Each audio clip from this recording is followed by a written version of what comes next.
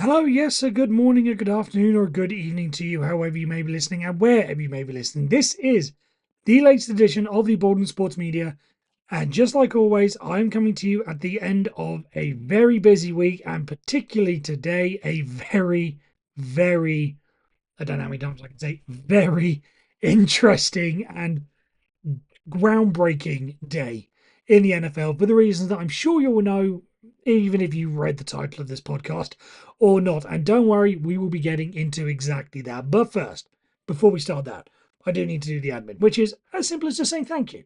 Thank you very much for joining me. Don't forget, if you are new, you listen to this on YouTube. Don't forget to like, subscribe, leave a comment, hit the bell icon, do everything you need to do to continue to make this podcast grow and grow as we come to the end of the season. And as always, if you are a returning listener, thank you so much. And thank you very much for making me a part of your week. Don't forget, you can also check us out on our other social medias. We are at Bolden Sports Media on Instagram and TikTok, and we are at MRB Sports Media on Twitter. So feel free to give us a like there or give us a subscribe, whatever needs to be done on there. Right. There's no really easy way to transition into this, but we know what the big story is and where we need to kick off this show. It is the news that after 19 seasons, Mike Tomlin has left the Pittsburgh Steelers. He stepped down. I think that is somewhat crucial to note. He stepped down. He was not fired, which I think if anyone knows anything about the Pittsburgh Steelers knows it was never going to be a case that Mike Tomlin would be fired. The Steelers do not fire coaches, and that is a very important thing, and we'll get into that later. So it was always going to have to be either like a mutual parting of the ways or Mike Tomlin deciding that he's had enough. And honestly, after the game last night, as I record last night, Monday night, against the Houston Texans, I feel like it looked like it was the end of the road for Mike Tomlin. Now some may argue that he reached the end of the road last year after the losing the final four games and then losing to Baltimore in the wild card round. How do you really come back from that? Okay, reload. You've got Aaron Rodgers, your quarterback.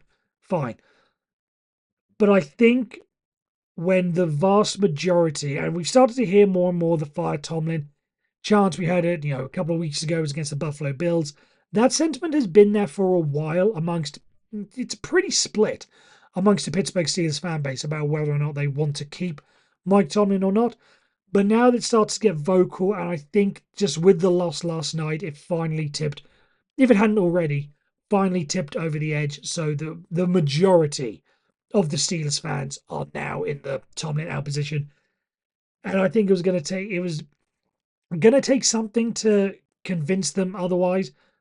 If it had been a close game, if they lost in a shootout or whatever, or if they'd won, then that would have definitely signed some things. But if it had been a close game, I think that would have done it. But with the capitulation that they suffered in the fourth quarter, I don't think there's any way you can come back from that. How can you say that this is the guy to lead you forward when in a big moment like that, going into the fourth quarter, close game? Now, some of it is unfortunate, but the fact that one thing becomes two things, becomes three things, and it just rolls on. The fact that he was not in a position to rally the troops or whatever to stop it probably cost him, the last benefit of any doubt that he had within some of the Pittsburgh Steelers fan base. So that is how it all ended. I think it is fair that we do use this time to reflect on Mike Tomlin's time with the Pittsburgh Steelers, and I think the comparison can be made. I want to make a brief segue to the soccer world for this. The comparison can be made between him and Arsene Wenger, the former manager of Arsenal Football Club, who went through the same sort of thing. Came in, was great, won trophies, everyone loved him, but there just came a time where it seemed like they were accepting of something lower. It was no longer about chasing titles. It was about, for Arsenal in the Premier League, it was about finishing fourth and being in the Champions League and getting the money. For the Steelers, it seemed towards the end it did more resonate and revolve around staying above 500 and all that sort of stuff. And eventually, we talk about the standard is the standard. If that's all that we're aiming for, and that's all you can achieve for a storied franchise like the Pittsburgh Steelers, there needs to be a change. And there was for Arsenal. It just came to a point of the fan base became toxic, and there was constant arguments about Wenger in, Wenger out. It went on for about 4 years, I want to say. Did that argument, and then eventually went through. It's been the same with Mike Tomlin. There have been some people who've said they want Mike Tomlin out for 5 years. Some it's taken a little bit longer. I was personally in the Tomlin out, not in the Tomlin out camp, but in the I would understand if he were to depart camp at the end of last year after the loss to the Ravens. So everyone came around to it at a different time, but now, let's say, it's official. But I don't think the end should really tarnish his legacy with the Pittsburgh Steelers, because what he did for us was he gave us arguably one of the best floors, or the highest floors you could ask for in the National Football League. You know, being able to be above 500 is great for stability. It's great for attracting free agents. It means we're never in a situation where, when it comes to a free agent, we have to convince them that we're turning things around. It's a project. There's always been a case of, oh, we're one or two pieces away. Now, we've been one or two pieces away for 10 years or so, but it's a lot easier to sell that as a concept than it is if you're the New York Jets. Say you are constantly, in and around the number one pick of the draft. Yes, they may have a good year. Yes, they may, scramble to 6 or 7 wins and convince people, hey, we're on the way up, we're on the way up. But if you're coming from that with a couple of years of, 2, 3, 4 wins, it's going to be a lot hard to convince people to say, nah, this was just a flash in the pan. With the Steelers, you have that base level that was higher than anyone, apart from the exception being the Kansas City Chiefs under Patrick Mahomes, who, with Patrick Mahomes as the full-time starter, his worst season, as many people point out, was losing in overtime of the AFC Championship game. That's the worst he ever did. So, but we go back beyond that with Mike Tomlin and the Steelers. So we had a pretty good base and a good floor. However, the ceiling as a result was not as high as well. And again, that's a good thing. That gave a lot of stability, gave us a lot of prestige.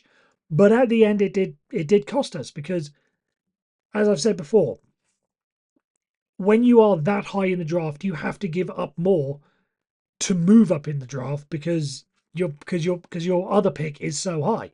It's very easy to make a trade from number 4 to number 2, for instance, because chances are the person who's sat at number 2 is still going to get who they wanted at number 4, and they still get the extra pick out of it. If you want to make the leap from, we're picking 21 this year now, make the leap from 21 to 4, you've got to give up so much more, because the person who's picking in that top 5 may miss out on the one person they wanted, and they need to get extra collateral as a result of it. So it's always been that hard to make those big changes, because you've got to give up a lot more to do it, and that has hamstrung us when it came to getting quarterbacks or getting any sort of franchise changing player. You'd like to be in the top 15 for it, but we're not. We're in the 20s, and again, you've got to give up that draft capital in order to move, and we didn't really move up that much. We did occasionally, but not that much. So we're sticking back, and we're not exactly getting the runt of the litter. But all those truly franchise-changing players came and gone before we were even on the board. So it comes with its upsides and it comes with its downsides. But with that stability, it does give the Steelers a great selling point when it comes to what they want to do as a franchise, and for the owners. It's been a point that's been made a lot on the sports talk shows today, is when you have 19 seasons as a head coach, and this is even going back to the Bill Cowher and the Chuck Noll days, 3 head coaches since 1969. Any head coach is going to look at that and say, that's job stability.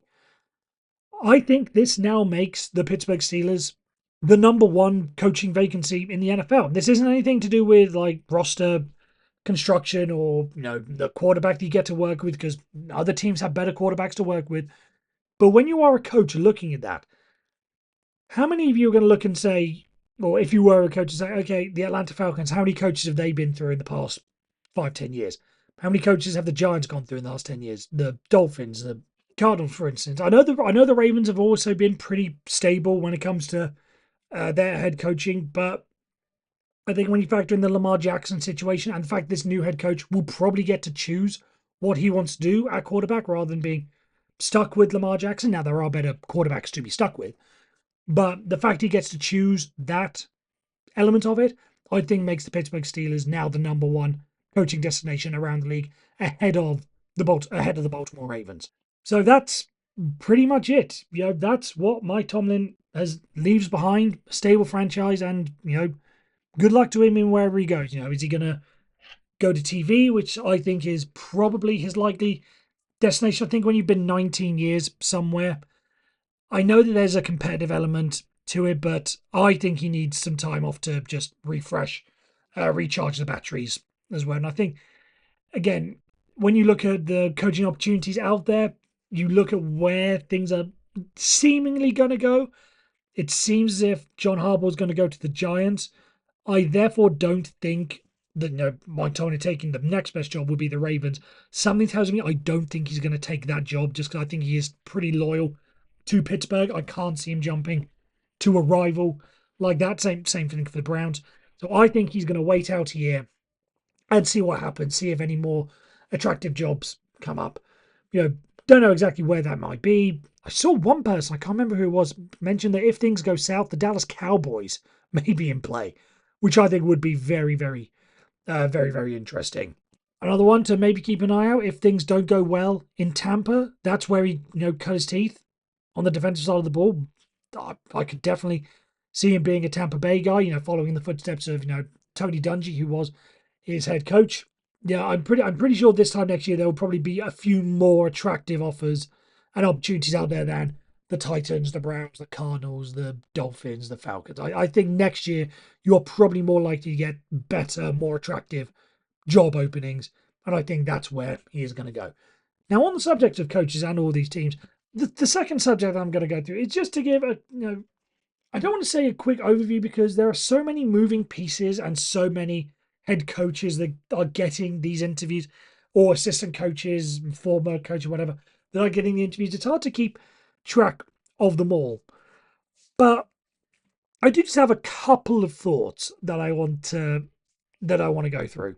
I do find it very not necessarily concerning, but somewhat weird that Mike McDaniels is getting head coaching opportunities or getting head coaching interviews. I've said before, I don't think he's head coaching material. I think he's very good on the offensive side of the ball, but there is just something about his mannerisms and the way he has conducted himself that doesn't make him head coach material. I think he's a great offensive coordinator. I think sticking him on one side of the ball and taking away some of the spotlight where he doesn't have to address the media, after every game and then during the week, with the coordinators, you only really have to do one press conference. It's not as high profile. You still have to talk to him, but it's not in the formal settings, as it were. So I think he's much more suited to that situation. So I find it interesting, and again, slightly weird that there are some people who think he is head coach material. Again, he's been mentioned for a couple of head coaching jobs. I see that he's been mentioned as a possible offensive coordinator for the Lions. I think that would be a very good way for them to go. They need a bit of a change. I think Dan Campbell is also someone who, when you're working under him, will give you that kick up the backside that I think Mike McDaniels needs. Again, just after some of his moments during press conferences, I think he needs a culture reset. And Dan Campbell and the Detroit Lions are the perfect place to go and get that. So I think that would be a perfect fit for him. John Harbaugh, obviously, I think is understandable getting a lot of love. I think, as I said, I think his most likely destination is going to be the New York Giants. Again, that's the best non-Baltimore Ravens job that's out there, and I can't see him. Again, same way I can't see Mike Tomlin going from the Steelers to the Ravens. I can't see John Harbaugh going from the Ravens to the Steelers. Even though, if I'm being brutally honest, being a Steelers fan, I would quite like to see it. I do have a lot of respect for John Harbaugh and what he does. And again, similar to I just really like the way he operates. I think he's always been a pretty stand-up guy, and conducts himself well. I think you're in safe hands with John Harbaugh, but I think the Steelers are going to want to go offensive. He's not really an offensive guy; he's a special teams guy. But either so, I would love to see. I would like to see it, but I don't think it is going to happen. But John Harbaugh, I think, as we imagined, is interviewing for all these jobs, but I personally think he's going to end up with the New York Giants. A couple of interesting names that I've seen emerge. One of them being Arthur Smith, Pittsburgh Steelers offensive coordinator. I've seen him mentioned with a couple, most notably the Tennessee Titans, where he was offensive coordinator, and that got him the head coaching job with the Atlanta Falcons. I'm surprised that someone would want to go that way, especially given that the offense hasn't exactly been stellar for the Pittsburgh Steelers this season. And if anyone's watched us on a regular basis, know there are plenty of problems and baffling decisions that he's made that makes you think, okay, why are we doing this? So if anyone really from the outside thinks that Arthur Smith is the guy for them, good luck. I wish them well, but I just don't see it personally. But one guy who I am quite happy to see being mentioned in circles, I don't know if if he's had any interviews right now, but I do like the fact that Robert Saleh seems to be getting some headway when it comes to head coaching jobs, because I don't want his failure with the Jets to be seen as the reason why he should be held back, because he did a very good job with the New York Jets given the circumstances that were coaching the New York Jets, shall we say. We know what a basket case of a franchise that is, and for them to to take them from 4-13 first season, 7-10, 7-10 again with the Jets, that's pretty good. And bear in mind that also, in 2023, he thought he would get, I don't want to say in prime Aaron Rodgers, but certainly a younger Aaron Rodgers pre-Achilles that we got now. So he could have been the savior before that big injury. So I am glad to see him getting some love, some mention. Again, whilst I would like the Steelers to go offensive, if we got Robert Saleh, I would not be the most annoyed, if I'm being brutally honest. A couple of other names I've seen moved out. I don't really think there's, anything major or surprising. Matt Nagy, offensive coordinator for the Kansas City Chiefs. When you're working with Mahomes, you're probably going to get some love the same way that Eric Bieniemy. Well, we thought we would use getting some love, but that didn't quite work out. Clint Kubiak as well with the Seattle Seahawks. I think I can understand that going that way. Vance Joseph, work he's been doing, no surprise there. I think now it's basically just the names that we expected to emerge are emerging. So it'll be very interesting to see what happens there. But again, just some names I'm okay with being mentioned. Some other names, not so much. But we'll wait and see. Again, it's going to take some time before any of the coaching vacancies are filled. But I would predict, I think by the time we speak next week, I think at least one of them will be filled. I don't know which one, but I think at least one of them will be filled. And with that, we move on to the third subject of the day, where I usually go do a roundup of not all the games, but some of the games that caught my eye. But obviously, with only 6 games to work with, I thought I'd just give my quick thoughts on each of the games. I think I've got this in order. I'm not 100% sure, but I think I've got this in order, so we'll just rattle off these as we move along. So, first up, in the wildcard round, the Rams against the Panthers. Another case, in my eye, why votes should be later in the season. Votes for all these awards. Because if the Rams lost that game, I guarantee there are some people who would have reconsidered voting Matthew Stafford MVP. I do think he's still going to win, but again, that's because the voting. So I think it needs to encapsulate the whole regular season. You can bump the NFL honors, especially because we used to have the Pro Bowl the week after the Super Bowl, so we'd have one more week of NFL content. I don't see why we can't do that. Why we can't continue to do that. Spread the NFL out another week. Rather than having it on the Thursday before the Thursday before the Super Bowl, have it the week after, and then we can include the postseason and have it as a little tiebreaker. There are some people who say that Matthew Stafford is MVP. Some people who say Drake May is the MVP. Okay, let's play it out. If Drake May has a brilliant postseason, Matthew Stafford stumbles a bit, then he deserves the MVP. It should be the whole season. So that's just my thought on that game. Brilliant effort by the Panthers, by the way. I do think, of all the teams that lost, they are the ones that can hold their heads the highest. Underdogs, no one really gave them a chance, but they gave it a hell of a go in that situation against, what some people say is the best team in the league. They had their head up high and a great bouncing off point to move on for next season for them. Then we have the Packers and the Bears. And my takeaway from this is that the Bears are not going anywhere. Again, there's something different with the way that they won. Brilliant comeback. That's a mentality change. Again, it's somewhat different if they'd won a close game or if they'd got ahead, stormed into a big lead and then the Packers come back and then they got nervous. But the fact that they were able to have that mental fortitude to come back in that situation shows that that is another great step for them moving forward. I don't think it necessarily turns them into a dynasty. It's far too early to say that. But moving forward, everyone is going to have to take the Bears seriously. This isn't a shot of luck or whatever. They have earned this, and they are going to show it moving forward. They are, I'm not going to say run the North or whatever, because I do think the Lions will come back very well next year. And I think the Vikings, if they can sort out their quarterback situation, it's going to be a very interesting NFC North next year. But at this moment in time, the Bears are far and away the best team, and I don't think it's really close. The Bills and the Jaguars. The Jaguars, I think, are probably slightly ahead of where some thought they would be. Especially in that division where you've got, some people were very high on the Colts, and if they could sort out their quarterback situation. The Houston Texans, very good side. For them to win the AFC South this year and put up a very good fight against a very good Buffalo Bills team, I think, again, I think for a lot of these losing teams, it sets them off on a very good standing for next season. And the Jags, first year head coach with Liam Cohen, has done a great job turning that team into contenders. There were some people who thought the Jags were the best team in the AFC in the playoffs. Not something we've heard about from the Jaguars in quite a while. So to be able to turn that around, I think very, very good. It was just a shame they ran into Josh Allen.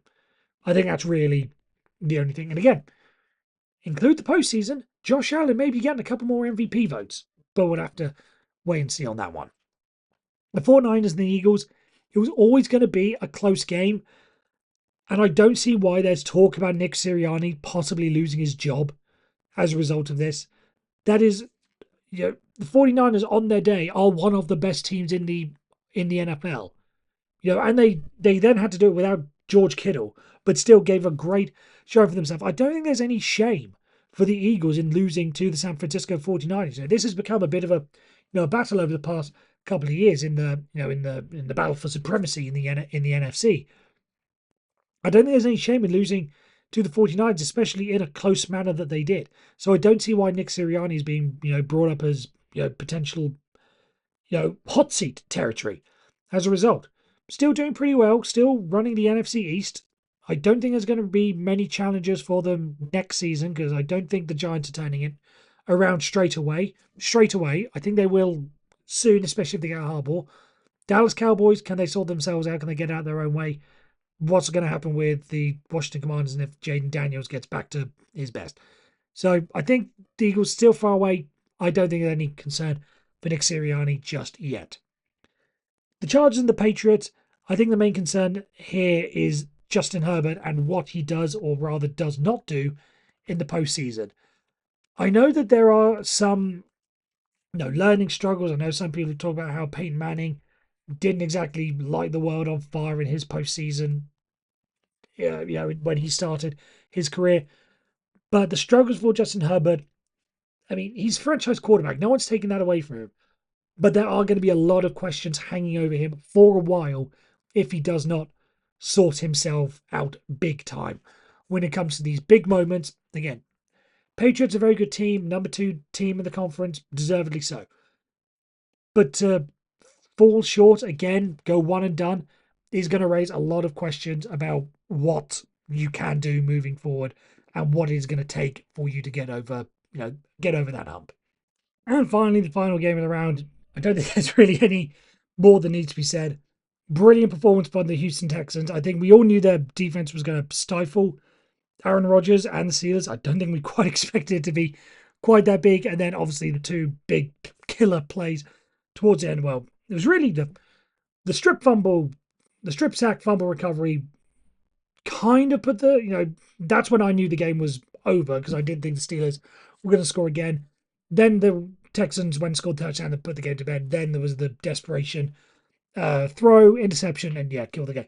Brilliant all round performance. I can't take anything away from this Houston Texans on that day. The Steelers were bad offensively, and to an extent, could have done a lot better defensively as well.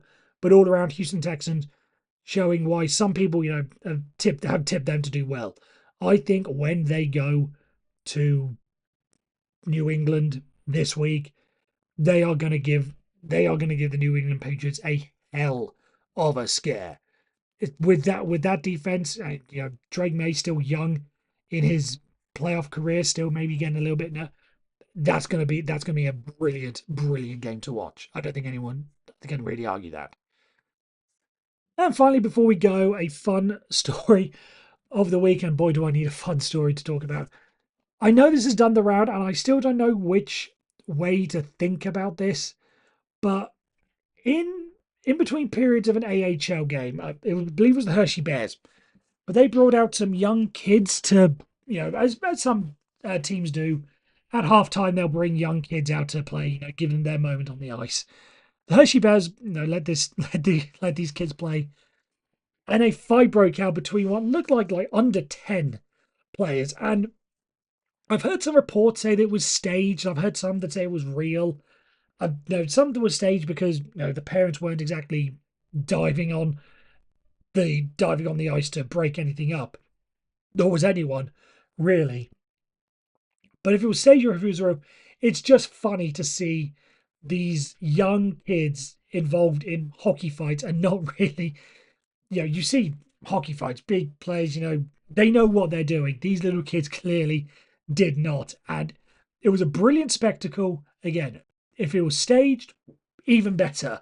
But if it was real, kudos on them to at least give it a try. Not that I'm condoning any of this, but it was just a funny sight to see. The fact that I haven't seen any reports like anyone came out hurt in the immediate aftermath probably tells you that everything was probably okay. But even so, just still funny. I urge you go and watch the clip. So that is it for this, pretty big episode of the Bolton Sports Media NFL podcast. As I've said at the start, thank you very much for listening. If you are new and if you enjoyed this, don't forget like, subscribe, comment, hit the bell notification so you can keep up to date with what we're doing. Don't forget to check us out on our social medias. We are at Bolton Sports Media on Instagram and TikTok, and on Twitter we are at MRB Sports Media. So feel free to check us out there. And if you are returning, thank you very much, as always, for your continued listenership throughout this endeavor. I'll see you next week. I'll talk to you next week. Hopefully there won't be as big a bombshell for us to discuss next week, but hopefully we'll have some of the vacancies filled. Hopefully we'll have some great games to talk about. And yeah, the NFL season's winding down, so just enjoy it while you can. And, enjoy the games and be merry. That's all I can really say. Other than that, take care. See you next week. And as always, stay safe.